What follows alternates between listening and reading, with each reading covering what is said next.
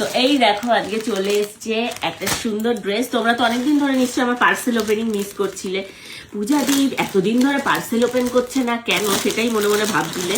এই দেখো চলে এসছে আজকে প্রথমেই একটা, ওয়াও কি সুন্দর কটন, এটা কাপড়টা খুব ভালো এসছে। তো একদম কটনের একটা, এই দেখো নিয়ন গ্রিন কালারের একটা ড্রেস।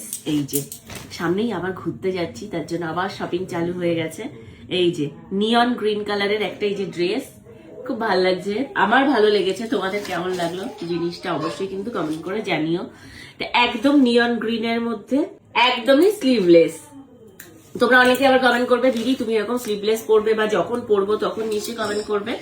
ঘুরতে গেলে একটু একটু বানতা হয়, সবাই পরে, আমি তো লোকালে পরে ঘুরছি না আপাতত।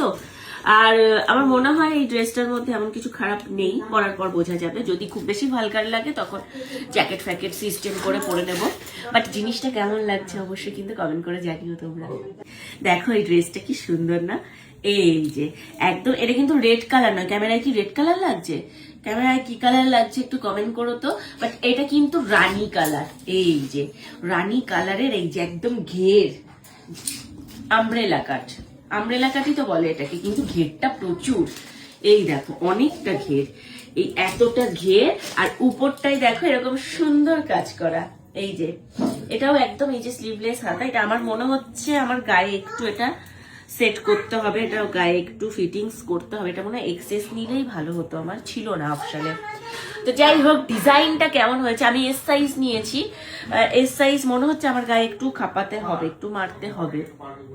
ডিজাইনটা কেমন হয়েছে আর জিনিসটা কেমন হয়েছে অবশ্যই কমেন্ট করো। আর এর সাথে দেখো দিয়েছে এইরকম একটা দুপাট্টা, এর সাথে কিন্তু কোনো প্যান্ট দেয়নি জানো তো, এর সাথে কিন্তু কোনো প্যান্ট নেই, কারণ এটা হচ্ছে ফুল লং।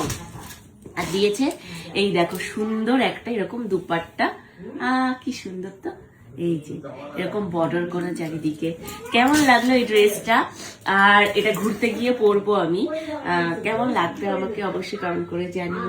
জিনিসটা তোমাদের কেমন লাগলো, আর যদি কারো লিঙ্ক লাগে অবশ্যই কমেন্টে লিঙ্ক বলো, আমি তোমাদেরকে লিঙ্ক প্রোভাইড করে দেবো। ছিল এই দেখো আবারও একটা কি চলে এসছে, এইটা এসছে হচ্ছে এটা রান্নাঘরেরই একটা জিনিস এসছে। ওয়াও, এটা কি?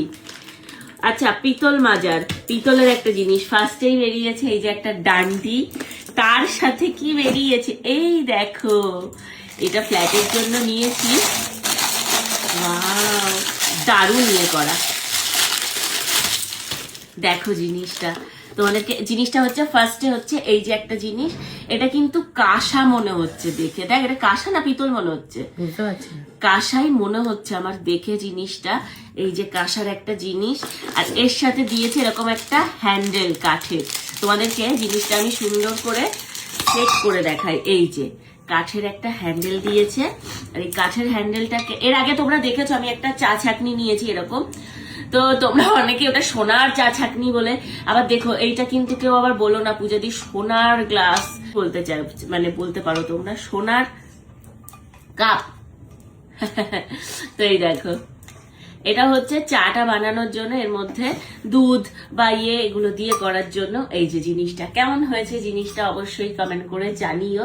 আবার কেউ কিন্তু আমাকে ট্রোল করার জন্য কালকে হঠাৎ করে একটা স্ক্রিনশট নিয়ে বলো না পূজাদি সোনার চায়ের খাওয়ার মেশিন কিনেছে, বা পূজাদি সোনার চায়ের কাপ কিনেছে। ঠিক আছে, এটা কিন্তু পিতলের বা কাঁসার আমি বুঝতে পারছি না, বাট এখানে লেখা অরিজিনাল ব্রাশ, অরিজিনাল ব্রাশ। পিতল বা কাঁসা মানে এখন আমি হাতে নিয়ে বুঝতে পারছি না, হাতে নিয়ে আমার পিতল মনে হচ্ছে না, কাঁসাই মনে হচ্ছে। তো দেখো তোমাদের কেমন লাগলো জিনিসটা, জিনিসটা একদম ইউনিক, অন্য ধরনের না। আমি আস্তে আস্তে এরকম অনেকগুলো জিনিস কিনবো এবং তোমাদের সাথে শেয়ার করতে থাকবো। এই জিনিসটা কেমন লাগলো অবশ্যই কিন্তু কমেন্ট করে জানিও।